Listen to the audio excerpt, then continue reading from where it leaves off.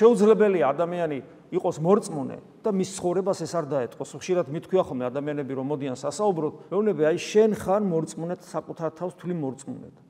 რა განსხვავებაა შენსა და ურწმუნოს შორის? ამას ვეუბნები იმ ადამიანს, რომელიც ამბობს რომ არ მორწმუნე, მაგრამ ცხოვრების წესი ისეთი აქვს, როგორც ურწმუნოს.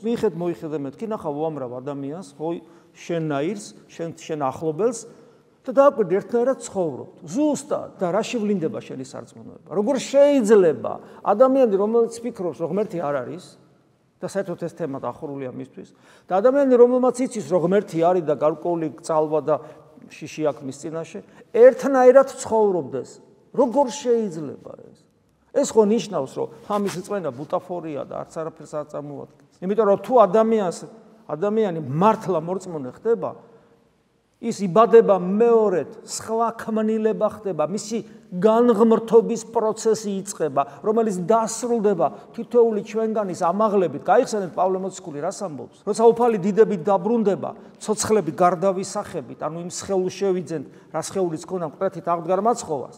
ხოლო მიცვალებული აღსდგებიან, ანუ გარდაცვლილი სულები შეუერთებიან თავიანთ სხეულებს და მათ ექნებათ ასევე ის სხეული, რომელიც ქონდა მკვეთრით აღდგარ მაცხოვას. და ყველანი აღვიტაცებით, აი როგორც დიდი მზე რო გამოჩნდება, მოკლედ, ჩვენ როგორც პატარა მზეები თუ ცხონდები, დიდი სისწრაფით აღვიტაცებით მისკენ, მისი მიმართულებით და მარადის მასთან ყოფობას დავიწყებთ. ესე ხსნის ლამაზად პავლე მოციქული უფლისდიდების დაბრუნებას. აღვიტაცებით და რა სტატუსით ხშირად გვითქვავს მისი შვილის სტატუსით.